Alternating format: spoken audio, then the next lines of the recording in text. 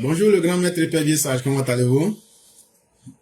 Ouais, je vais très bien. Ok. Et vous-même, vous allez bien? Je me sens comme un diamant. Ah, Dieu merci alors. Je ne fais que briller. Et je sais que vous Ah, brillez plus que moi. Vous brillez comme l'étoile polaire. Et ça, on ne peut pas demander mieux. merci beaucoup, effectivement. La prière, c'est bon, ça arrange l'homme même. C'est très Effectivement, important, la prière. effectivement. Merci Donc, on va beaucoup. vous laisser la parole pour 5 minutes. Alors, bonsoir aux EPV, les amis du progrès. Merci encore, M. Claire, d'éclairer la lanterne des autres, des uns et des autres. Alors, cela dit, moi, je voulais rapidement, brièvement parler des journalistes mercenaires camerounais vont inonder la Côte d'Ivoire en cette période électorale. Donc, tout en évitant de parler d'eux-mêmes, le Boudelfika de Yaoundé. Parce que vous avez vu même la dernière fois certains Camerounais qui étaient à l'Élysée, qu'on a pourchassés. Donc, c'est pas normal que des Camerounais arrivent avec leurs télévisions bizarres. Pas Afrique Média, mais ils ont des télévisions bizarres, ils arrivent, les gens ils vont venir décrypter l'actualité par rapport à la période électorale, sans parler du Cameroun. Il faut que nos autorités prennent des responsabilités pour ça. Je ne vais pas être long sur ce sujet, je vais m'arrêter là. Maintenant, concernant l'arrivée du président, la rencontre avec avec le président Macron, nos opposants qui ont chacun des agendas cachés, parce que Laurent Gbagbo, quand lui il va à l'alliance avec une personne, il a toujours un agenda caché. Tiam aussi a un agenda. Des opposants opposés. Mais pense qu'on est en 2010. Pense que c'est le cliché de 2010. Pense que la communauté internationale ou la France peut imposer quoi que ce soit. Non.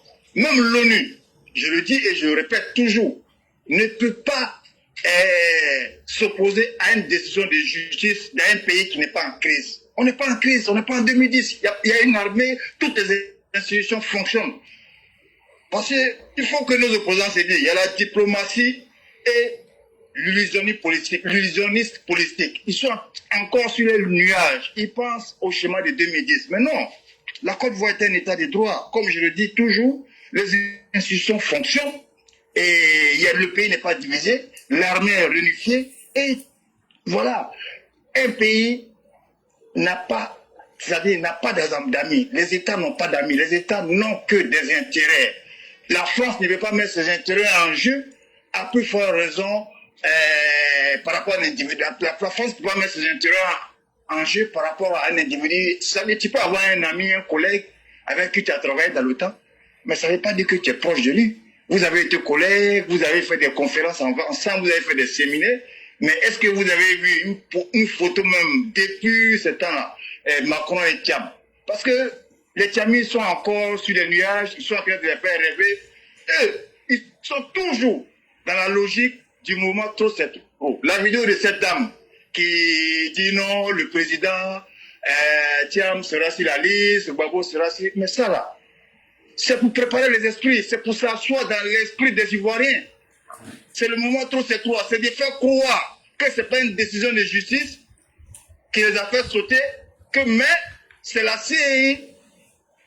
Faire croire même qu'ils sont encore sur la liste. Et à la dernière minute, quand le Conseil constitutionnel va se prononcer, ou quand le président Ouattara va se prononcer, ils vont essayer de lancer les chiens, mais ils n'ont plus d'arguments même pour mettre les gens dans les rues. Donc, ils sont dans le plan de Gainshan, il y a beaucoup de stratégies.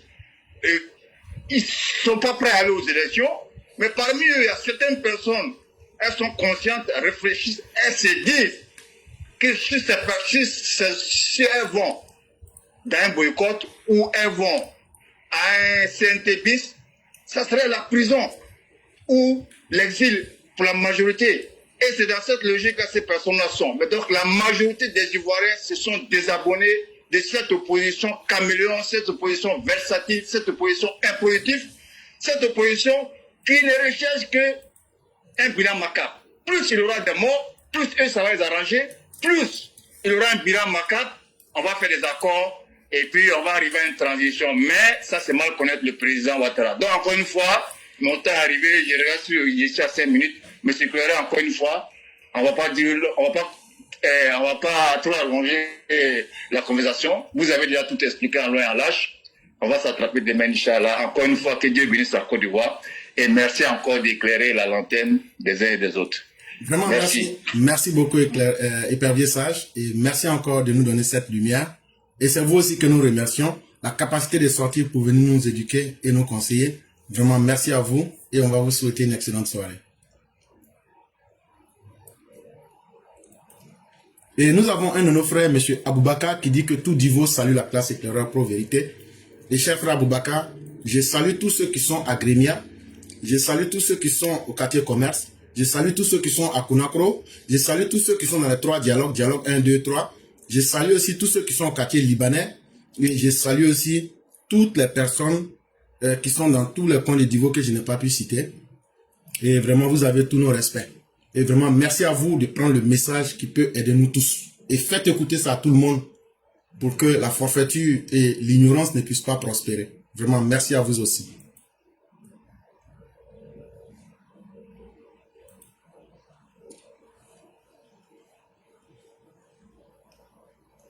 J'ai oublié aussi Libreville et puis Zamramabougou. Voilà, vous tous, vous êtes dedans aussi. On vous salue. Allô, grand frère. Oui, bonjour, cher frère. Oui, bonjour, grand frère. Ça va bien? Oui, ça va. Ok, parfait. Donc, je peux aller? Oui, vous avez la parole pour 5 minutes. Ok, parfait. Merci beaucoup, grand frère. Je vais faire ça vite, pour vous libérer. Bonjour, chers parents, bonjour à tous ceux qui nous écoutent. Vraiment, on voit que octobre 2025 approche, chers parents. Et à tous les sympathisants de RHDP, octobre 2025 approche. Et vous savez, chers parents, chers sympathisants de RHDP, le combat là, il y a plusieurs facettes. Mais quand je m'assois, je écoute certains panels du RHDP, on joue à un jeu dangereux. Je suis rien pour critiquer qui que ce soit. Je suis rien. C'est mon avis. Je peux me tromper. Mais ce que l'opposition essaie de faire là, l'opposition essaie d'utiliser vos propres panels pour avoir des audiences, pour faire passer leur message, chers sympathisants de RHDP. Chers communicants de RHDP, faites attention. Les opposants qui viennent sur vos panels là, qui viennent même insulter le président, dénigrer le président sur vos propres panels là, les gens vont s'abonner à eux, et quand eux-mêmes ils auront assez d'audience, assez d'abonnés, ils vont utiliser vos propres abonnés pour aller monter leur propre panel à eux, pour continuer à dénigrer le président. J'ai déjà vu quelqu'un comme ça, qui montait sur des panels, et la personne maintenant fait lui-même son propre panel, chers sympathisants. Faisons attention. Nous, la plateforme EPV là, un opposant n'a pas qu'à de monter, venir raconter des bêtises. On ne leur permet pas ça. Donc ça, c'est ça, je mets ça de côté. J'aimerais vraiment interpeller les militants de l'opposition. Chère opposition, le PPACI, le PDCI, vous avez commencé à faire le parrainage, surtout le PPACI là. Gbagbo n'est pas sur la liste électorale, chers militants du PPACI. Et vous, les cas du PPACI ont commencé à dire qu'ils vont faire parrainage de Gbagbo. Gbagbo n'est pas sur la liste électorale. Donc quand ils viennent vous voir pour dire qu'il faut que vous donnez vos voix pour faire parrainage de Gbagbo là, c'est une perte de temps. Et qu'est-ce qu'ils vont faire? Ils vont dire voilà, il y a une partie de la population qui a donné sa signature pour que Gbagbo soit candidat.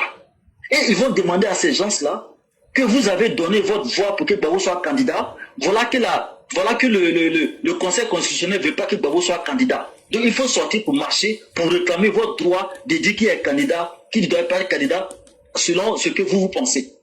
Donc je vous en prie, ne perdez pas votre temps. Ne vous laissez pas manipuler. Quelqu'un qui ne peut pas être candidat là, pourquoi vous allez perdre votre temps à dire que vous allez les parrainer? Pourquoi? C'est une perte de temps, c'est chercher des histoires.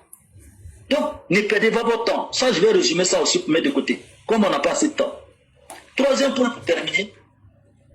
J'attends des opposants qui disent, ils continuent à marteler ce message-là. Pour dire si le RHCP n'a pas peur, ils n'ont qu'à laisser Gbagbo être candidat. Si le RHCP n'a pas peur, ils n'ont qu'à laisser Thiam être candidat. Si le RHCP n'a pas peur, ils n'ont qu'à laisser un tel être candidat. Ce n'est pas une histoire de on a peur ou on n'a pas peur. C'est une histoire de respect des règles.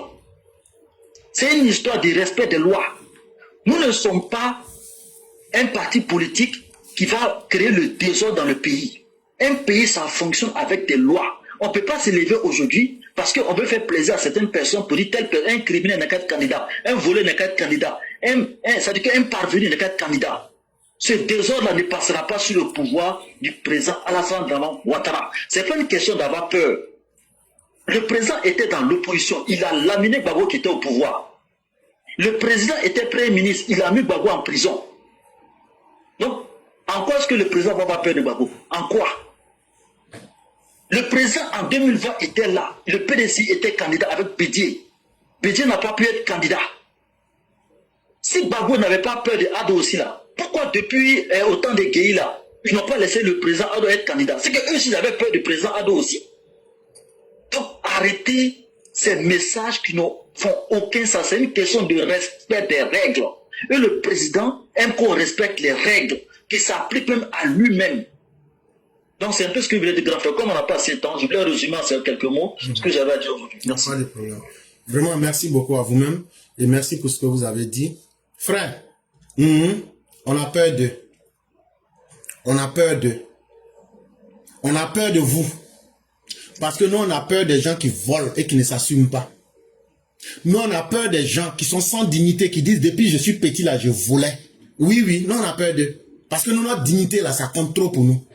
Oui, oui, on a peur d'eux. On a peur d'eux parce que des gens qui ne peuvent pas dire la vérité à leurs propres militants là. Nous, on a peur d'être avec ces personnes pour ne pas nous salir. Des gens qui ne peuvent pas reconnaître les verdicts des urnes, qui ne reconnaissent pas les institutions. Nous, on a peur des gens qui ne sont pas, qui sont des réfractaires, des rétrogrades. On a peur de ces personnes. Mais ce qu'on leur explique est pourtant simple. Pourquoi Gbagbo n'a pas lancé son mot d'ordre? Et puis il allait dire qu'il y a des gens qui ont gourdin. C'est que Gbagbo a peur de ceux qui ont gourdin. Bon, ceux qui ont gourdin, là, c'est nous. Si votre Gbagbo, là, il n'a pas pu lancer ces chiens de guerre, là, c'est qu'il y a des garçons comme nous qui lui font peur. Et c'est à cause de ça, il n'a pas fait. Et là, frère, il faut laisser nos gars faire sortir leurs militants. Nous aussi, on va faire sortir nos gars. On va régler ça vite. Ça, là, ça va même pas dépasser 3 heures du tout. C'est ça, nous, on prie Dieu, on cherche, on ne gagne pas, là. Parce que nous, on veut vous montrer qu'il y a des garçons dans le pays, là aussi.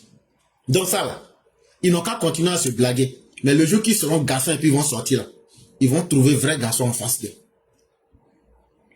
Quant à nos frères qui sont RHDP, qui continuent de se laisser utiliser, faisons beaucoup attention. Si vous laissez, nous sommes en campagne, les temps ne sont plus des temps normaux. Aujourd'hui, là, chacun est en train de vendre son candidat.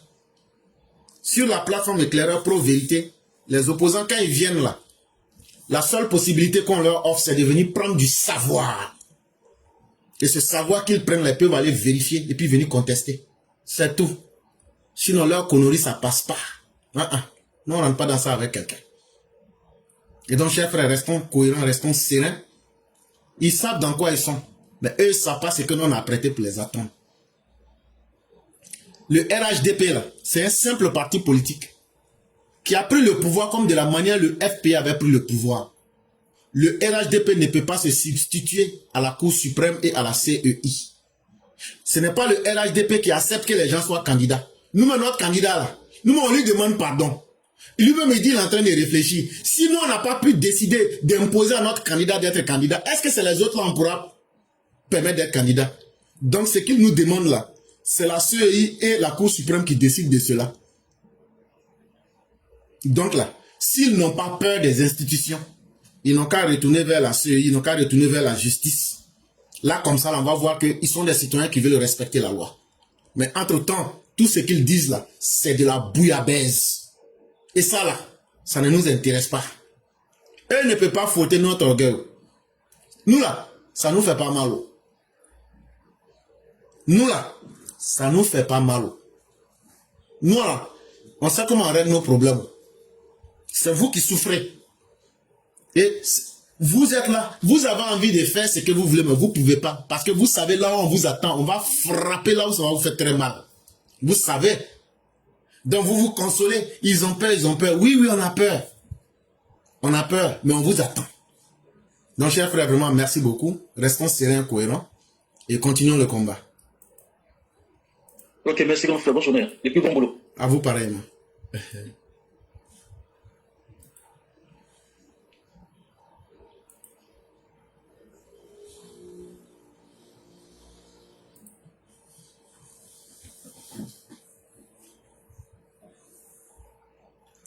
Il y a quelqu'un qui demande si la CE ne peut pas porter plainte contre Blaise Las. Non.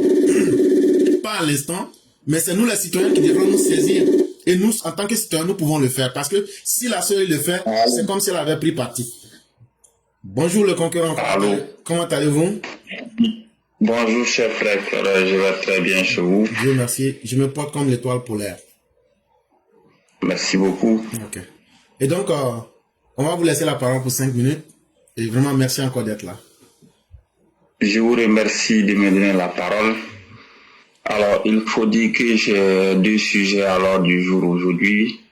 Le premier sujet concerne les cas de Laurent Gbagbo, Tidjane Thiam et consorts qui sont radiés de la liste électorale. Et le deuxième sujet, il s'agit du vol des bétails qui est observé un peu partout sur toute l'étendue du territoire.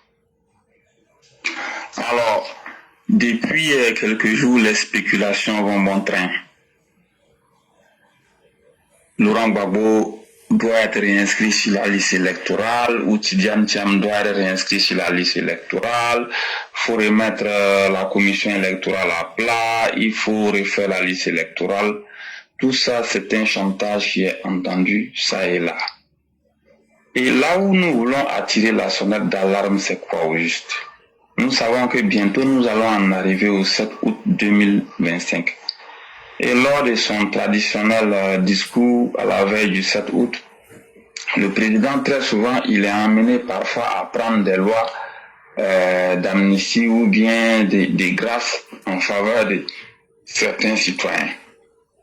Compte tenu des rumeurs que nous entendons ça et là, nous voulons mettre en garde. Parce que ce pays, il nous appartient tous. Ce pays va très bien depuis très longtemps sans Laurent Gbagbo. Ce pays allait très bien depuis très longtemps sans Tidjane Thiam. Donc pendant qu'ils refont surface, c'est pas en ce moment qu'ils vont venir nous exploiter ou bien ils vont passer par des procédés pour essayer de faire des pressions. Nous n'allons pas accepter. Donc nous voulons dire que nous sommes opposés catégoriquement à une quelconque amnistie ou bien à une quelconque situation ou à un quelconque arrangement qui va venir pour dire qu'il faut mettre Laurent Gbagbo sur la liste électorale ou bien Tidjane Thiam. Non, non, non. Et c'est d'ailleurs pour cela que je voudrais en appeler à un sursaut d'orgueil de toute la classe éclaireur pro-vérité. Ceux qui nous soutiennent en prière, ceux qui interviennent, ceux qui parlent chaque jour jusqu'à ce qu'on va dire que le 7 août est arrivé là. Venez ici, sortez massivement pour mettre pression. Mettez pression au maximum pour ne pas que Laurent Gbagbo soit amnistié ou bien Tidjane Thiam soit gracié ou bien pour ne pas qu'une décision soit prise en leur faveur pour dire qu'ils vont être réinscrits sur la liste électorale. Non, non, non, non, non. Donc sortez. Nous sommes opposés aujourd'hui, nous sommes opposés demain, nous sommes opposés jusqu'à la fin des temps. On ne veut plus entendre parler de Laurent Gbagbo, on ne veut plus entendre parler de Tidjane Thiam. Ils n'ont pas leur raison d'exister sur notre scène politique ivoirienne. Donc, ces deux énergumènes-là, nous ne voulons même pas entendre parler d'une quelconque réinscription sur la liste électorale à travers un arrangement politique. Nous n'en voulons plus. Deuxième sujet, sur toute l'étendue du territoire aujourd'hui, c'est très, très, très difficile de faire de l'élevage. Je veux m'appesantir sur le bétail, les bœufs, les moutons, les cabris, mais en réalité, si vous faites de l'élevage, que ce soit les bétails, que ce soit les volailles ou bien que ce soit les poissons, vous êtes aujourd'hui toujours l'objet des vols, vous êtes victime des voleurs. Il y a des gangs qui sévissent un peu partout. Et malheureusement, ceux qui sont spécialisés dans le vol des bétails, c'est une mafia organisée. Ce sont des gangs qui parfois bénéficient de protection et de soutien.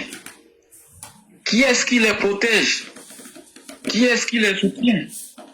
Je n'en sais pas plus. Ce que je vais dire, cette mauvaise habitude de voler, cette mafia organisée du vol de bétail a fait que le prix du kilogramme de bœuf a flambé. Aujourd'hui, tous ceux qui sont propriétaires de bœufs ont la peur au ventre. Est-ce qu'on va laisser la situation faire jusqu'à ce qu'un jour, on ne puisse même plus avoir la viande à manger? Le kilogramme de viande au nord ici, l'année passée déjà, c'était autour de 1600, 1700 francs au nord ici. Là où c'était trop cher, parfois c'était 1800. Mais à l'heure où nous parlons, le kilogramme de viande dans certaines villes du nord, parfois c'est 1800. Dans d'autres localités, c'est 1700. Dans d'autres localités, c'est 2000. Dans d'autres localités, c'est 2000 francs. À Korogo, par exemple, c'est 10 000 francs. Et à Abidjan, à l'heure où je vous parle, le kilogramme de viande, c'est 3500. À Boaké, c'est 2500. Jusqu'à quand on va laisser faire? Est-ce qu'on va observer jusqu'à ce qu'on nous dise que le kilo du prix de bœuf aujourd'hui, ou bien un jour, ça va arriver à 5000 francs comme au Sénégal? Est-ce que c'est ce que les gens veulent? Moi, je pense qu'il faut faire quelque chose. Il est plus que jamais grand temps de mener des enquêtes approfondies sur toute l'étendue du territoire et de démanteler tous ces gangs-là qui aujourd'hui prospèrent dans le vol du bétail. Ils ont des protections. C'est une mafia. Il faut démanteler tous ces gangs. Il faut démanteler tous ceux qui les protègent. Parce qu'à un moment donné, il faut qu'on en arrive à une situation où l'Ivoirien lui-même, il fait de l'élevage une activité de vie qui peut aussi créer des emplois et préparer l'avenir. Voilà. On ne va pas rester dans le désordre. Donc, c'est une situation qui est devenue exagérée. On ne peut pas accepter, on ne peut pas continuer à accepter ce genre de situation. Où à tout moment, les gens volent le bétail. Vous élevez aujourd'hui, si j'en parle, c'est parce que je connais des gens. Des gens qui avaient 40 bœufs, ils sont venus tout ramasser pour partir. Des gens qui avaient 18 bœufs, ils ont tout ramassé pour partir. Des gens qui avaient 200 bœufs, on a ramassé 180 pour partir. Je ne fais qu'interroger les gens pour partir et j'entends des choses. À mon niveau, les petites investigations que j'essaie de mener, j'entends beaucoup de choses. Ceux qui les protègent, il faut qu'on les démantèle. L'élevage est une activité sur laquelle on peut construire l'avenir même d'une nation, y compris même l'avenir même des individus. Donc c'est une activité qui est à prendre au sérieux au même titre que l'agriculture. Quand je dis ça, il faut que désormais on ait des zones dédiées spécialement à l'élevage. Pour ne pas que les agriculteurs et les éleveurs en arrivent à des conflits. Parce que l'agriculture est une activité de première nécessité en Côte d'Ivoire aussi, qui nourrit son homme et qui hisse le pays au sommet du développement. Pour ne pas être long, je m'arrête là et je vous remercie. Vraiment, merci beaucoup le concurrent. Et peut-être que ce que vous évoquez pour beaucoup, c'est un fait nouveau. Mais depuis l'année dernière, nous, on a travaillé sur certains cas. Lorsqu'il y avait la fuite des produits agricoles, notamment l'anacarde et puis le cacao, c'est là qu'on a découvert en parallèle qu'il y a l'élevage qui est aussi un problème parce que le cheptel est volé. Et cher frère, je préfère te dire de continuer tes enquêtes et peut-être en privé je vais t'appeler pour te dire, pour te donner certaines informations et peut-être que ça va beaucoup t'aider. Mais vraiment il faudrait qu'on se réveille. Et cette question-là, je crois qu'il va falloir qu'on travaille dessus pour proposer là où il faut. Parce que le problème, il est un peu plus grand que... Toi-même, tu sais, tu ne dis pas tout, mais moi, je comprends. Et ça, il faut vraiment aussi frapper fort. Et vraiment, on pourra peut-être se parler en privé plus tard. Mais une chose est évidente. Vous avez dit quelque chose. Face à la manipulation, là, le meilleur ennemi de la manipulation, c'est le manque de silence. Ne restons pas silencieux. Ce que les opposants ont commencé là, c'est vrai que c'est une manipulation. Mais ça peut prendre racine et ça peut créer des esprits et des nouvelles idées. Il faut que nous sortions pour dire, il n'y aura pas d'amnistie. De la même manière que Alassane Ouattara, je vous ai dit ici il y a longtemps, Alassane Ouattara ne peut pas venir s'arrêter le jour le 7 décembre pour dire que lui va être candidat. Ce n'est pas la tribune. Et ce que je vous dis là, je ne vous dis pas que c'est de la vérité absolue. Mais je suis là, je regarde les faits, j'analyse. L'affaire de l'indépendance, ce n'est pas pour le président Ouattara. C'est pour tous les Ivoiriens. Quelle que soit votre coloration politique. Alassane Ouattara ne peut pas venir ce jour-là pour dire je vais être candidat, comme je vais être candidat pour qu'on n'a qu'à me pardonner, donc j'accepte que les autres aussi soient candidats. C'est ça le fond du message. Ça veut dire pour se dédouaner, il va dire aux autres, bon venez, on va faire ça, et c'est le jour de... Non, c'est pas possible, c'est pas possible. Ça, on est d'accord pour ça. Mais comme c'est de la manipulation, ne restons pas silencieux. Sortons pour dire, on n'acceptera pas. Même une amnistie de Laurent Gbagbo, on n'acceptera pas. Le président Ouattara ne sera pas la justice. Et il ne va pas venir insulter les décisions de justice. Quand les gens de l'UA sont venus, c'est ce qu'on leur a dit. Quand les gens de la CEDEAO sont venus, c'est ce qu'on leur a dit. Et donc le président Ouattara ne trahira pas. Mais ne soyons pas silencieux face à la manipulation. Ça peut nous rattraper plus tard. Et il faut vraiment critiquer et interpeller par avance et par anticipation. Vraiment, merci à vous. Et on va vous souhaiter une excellente soirée.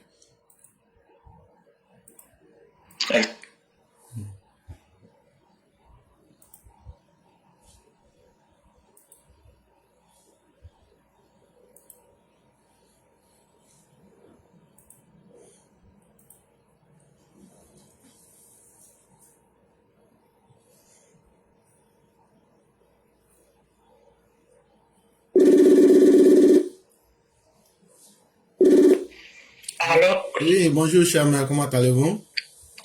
oui, ça va, monsieur le Père, et vous? Ça va, donc on va vous laisser rapidement 5 minutes. Oui, désolé pour le retard. En fait, moi j'ai deux questions à vous poser. Le Prado, en fait, il attend quoi pour s'assumer pour venir nous dire qu'il est candidat? Okay. Non, non, vous avez posé la question. Il n'a pas peur de quelqu'un. Il a dit qu'il prend son temps. C'est nous, on lui a demandé d'être candidat, ou même c'est nous, on veut l'obliger à être candidat. C'est nous. Et on lui a demandé, non? Oui. Quand tu demandes quelque chose à quelqu'un, est-ce que tu peux lui dire ce qu'il te demande, il faut me donner ça maintenant sur place. Non, mais... Voilà. Donc, je sais que c'est difficile pour nous les militants, mais la réponse est déjà connue, sera notre candidat. Ça, tu es d'accord avec ça, non?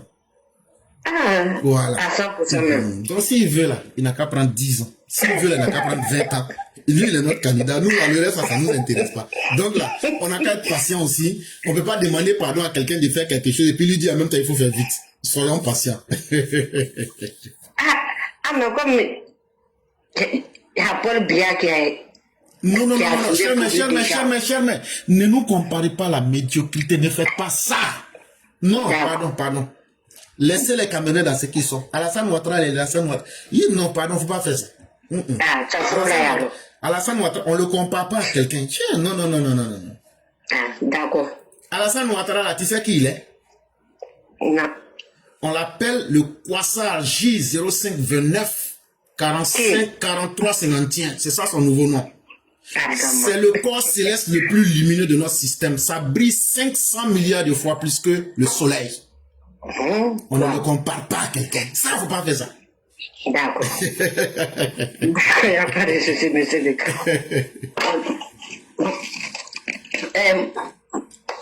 ma deuxième question, c'est à propos de nos ministres qui étaient chez Karabal associé. Ça cloche. Donc, des choses, ou bien c'est pour faire des diversions, en fait. Vous vous souvenez, depuis 2 semaines, j'avais parlé de ça, non? Oui, bien même. Voilà, j'ai dit, et quand ils devraient se rencontrer, j'ai dit, ils vont se rencontrer ce 16 là, j'ai dit ça, non? C'est bien. Ça s'est passé, non? Bien même, monsieur. Et j'ai toujours dit, regardez seulement. D'accord. Regardons seulement, vous allez voir. C'est pas mauvais pour nous. Regardons seulement. Ah, c'est la politicienne. Non, Ils sont capables de tout, en fait. Il y a des choses qu'on commande pas trop. Il y a des choses là, de la manière on voit, là, on prend ça comme ça. Ah, d'accord. Mais chacun sait dans quoi il est. C'est pas la dernière minute qu'ils vont sortir de dos. Chère mère, si je vous laissons ça comme ça, observons là. Ok. D'accord. Il n'y a pas de problème. Merci beaucoup à monsieur Leclerc. Il n'y a pas de problème. C'est à nous de vous dire merci et vraiment merci pour tout votre combat. Merci à vous-même, à votre mari et à tous les enfants. Merci pour le combat de tous les jours. Non, t'es rien. Ok, il n'y a pas de problème. Au revoir. Mais tu as cassé le cou de mon cousin là, le roi du Congo. Jusqu'à il ne même plus parler. D'après les Djoula, Ama Yafa.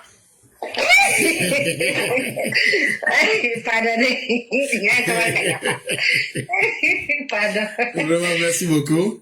Et bien les choses à votre mari ainsi qu'à toute la famille et que Dieu nous aide tous. D'accord. Merci beaucoup. Au revoir. Ok. Et donc, mesdames et messieurs, nous allons terminer avec la mère Salih Koné. C'est avec elle qu'on va fermer le direct. Vraiment, merci à tous. Merci de rendre cette agape intellectuelle très intéressante. Et chacun y apporte sa touche. Et vraiment, merci à vous. Et que Dieu nous préserve en santé et dans un bonheur que nous n'espérons même pas. Vraiment, merci à tous.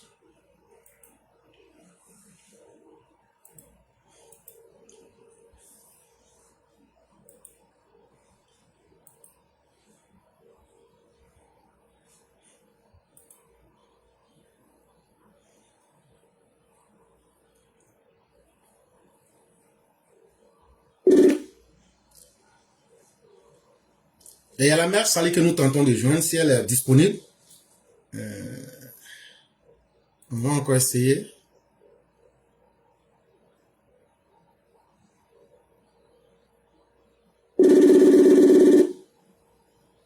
Allô? Bonjour, chère mère, comment allez-vous? Bonjour, mon professeur, c'est que toi, je vais très bien, et toi-même? On dit de parler français. Je luis comme l'étoile Sirius. Ah, non, compliment. Non, compliment. Je scintille de 1000 feux. Et tout ça pour dire que je suis en chéqueté même. Ah, alhamdulillah. Comment allez-vous? Ça, c'est intéressant, c'est très excellent d'entendre ça. Vraiment, Dieu merci, alhamdulillah. Voilà. Et la famille? Alhamdulillah, tout le monde va très bien. Dieu merci. Donc, on va vous laisser pour 5 minutes pour que vous puissiez... Ok, je vais aller en avion tout à l'heure. Chap, chap. Merci, professeur. Bonjour à tous les EPV. Bonjour à tous ceux qui nous suivent. Aujourd'hui, vous connaissez, c'est le jour de Dieu chez les musulmans. Voilà, c'est le jour de Baraka pour nous. Aujourd'hui, c'est vendredi. Juma Moubaraka à tous les musulmans. Et bon vendredi à tous les chrétiens et autres. Voilà. Vraiment, merci que Dieu nous garde dans ses grâces et qu'il exauce toutes nos prières les plus ardentes et que Papa n'accorde jamais l'amnistie à ces gens-là. D'abord, Laurent, vous, opposition flafla de Côte d'Ivoire, là, vous êtes crié à jamais. Parce que vous ne voulez pas que la Côte d'Ivoire ait la paix. Vous ne voulez pas que la Côte d'Ivoire ait la paix, là. C'est de cette même manière aussi Dieu ne va pas vous donner la paix. Vous êtes grillés, amnistie la Côte d'Ivoire là, on n'en veut plus. D'abord Laurent, toi papa Ado t'avait dit, il t'avait dit en 2011 ou 2010, il t'a dit, il faut arrêter ce que tu fais. Le sang des Ivoiriens est en train de verser, il faut arrêter ce que tu fais. La communauté internationale t'a parlé, t'a dit, que c'est toi qui es le plus fort. Papa Ado t'a dit, tu vas tomber comme un fruit pourri. Tu vas manger un fruit pourri pour avoir des virus. C'est pas papa Ado qui va manger un fruit pourri pour avoir des virus. Pour pouvoir trouver un médicament? Non. Amnistie là, ça ne se fera pas aujourd'hui, ça ne se fera pas demain. Parce que vous-même là, vous ne voulez pas la paix pour la Côte d'Ivoire. Vous voulez que le sang des Ivoiriens baisse et puis vous voulez demander qu'on vous donne amnistie. Amnistie, on ne donnera pas. Voilà, tout le campement dit interdit. Parce que vous-même là, vous n'êtes pas des gens qui veulent le bonheur de la Côte d'Ivoire. Si vous étiez au moins des gens qui voulaient le bonheur de la Côte d'Ivoire, on allait comprendre. Et puis attendez même, vous êtes chicotés par là-bas. Nous, on est en train de crier ici qu'on veut justice. Donc, vous voulez que Papa Adam, il a pas nous montré que lui s'en fout de justice aussi, quoi. Comme de la manière que vous en foutez de justice. C'est qu'à lui-même là, c'est lui-même qui s'est grillé de par la justice. Toi, d'abord, Laurent, justice. Selon Dieu, justice. bien vous de justice. Mais votre amnistie, on a donné ça à Simone, non? Allez-y vous mettre elle. Est-ce qu'on a dit que Simone ne peut pas se présenter? Allez-y vous tous vous mettre avec Simone. Personne n'a dit que Simone ne peut se présenter. Donc ne nous emmerdez pas, il n'y aura pas d'amnistie. La Côte d'Ivoire est gérée et gouvernée par des lois. Vous comprenez? La Côte d'Ivoire est gérée et gouvernée par des lois. Donc tous les flappeurs que vous racontez sur les réseaux sociaux là, ça n'engage personne, ça ne vous engage que vous-même, vous l'opposition. C'est qu'elle est sur notre papa Adola. Allez-y dans vos Babadji, où vous voulez là, mais Dieu là, il est dans la vérité et papa est dans la vérité. Et vos Babadji là ne pourront rien contre ce monsieur. Et il n'aura même pas le temps de penser à vous parce que vous n'aimez pas la Côte d'Ivoire. Des bandes de malfaiteurs comme ça vous, on va donner amnistie. La Côte d'Ivoire ne vous donnera pas d'amnistie parce que vous êtes frappé par une loi et vous n'avez pas changé, vous êtes les mêmes criminels là. Pourquoi va vous donner amnistie? Ça ne se fera pas, Inch'Allah, par la grâce d'Allah. Le clerc, merci beaucoup, que Dieu te protège, que Dieu protège papa de tous ceux qui l'entourent, et que Dieu donne la paix et la sécurité, continue de nous donner la paix et la sécurité en Côte d'Ivoire, que Dieu mette sa main sur tous nos forces de l'ordre qui nous permettent d'avoir aussi la paix. Donc merci le clerc, bon dimanche à tous, car là, elles ont toutes nos prières. Prions pour notre pays. Nous avons 3 mois seulement pour les élections. Prions ardemment pour notre pays, parce que Dieu même sait que nous sommes sur le côté de la vérité, et c'est la vérité qui triomphera. Donc prions pour le pays. Merci, je m'arrête là, que Dieu nous protège. Merci à toi pour ça. Merci beaucoup, chère mère. Merci encore pour cette belle pensée. Merci encore pour cette prière et que la grâce de Dieu demeure en nous. Chers Ivoiriens, restez sereins. La Côte d'Ivoire est dirigée, bien gérée, et ses opposants seront dirigés et digérés. Faites confiance. On va les phagocyter pour une bonne fois. Et les rares qui vont survivre seront vitrifiés comme des fruits pourris. Vraiment, merci beaucoup, chère mère. Juma Moubarak à tous les musulmans et bon dimanche à tous les chrétiens et bon sabbat à tous les juifs et que la grâce, et puis aussi bon jeudi aussi à tous les communs aussi, avec tous ceux qui sont des adorateurs des communs et autres. C'est ça qui fait la Côte d'Ivoire. Voilà. Donc, que chacun fasse ce qu'il a à faire. Dieu est le meilleur des juges. Restons nous-mêmes. Et surtout, n'oubliez pas que chacun de nous est une lumière pour lui-même et pour l'humanité. Et donc, que chacun de nous brille des 1000 feux pour devenir une lumière et nous serons tous des étoiles. Merci beaucoup, chère mère. Et que la grâce de Dieu demeure en nous. Amen, amen, amen. Bon dimanche à tous. Excellent vendredi. Merci beaucoup.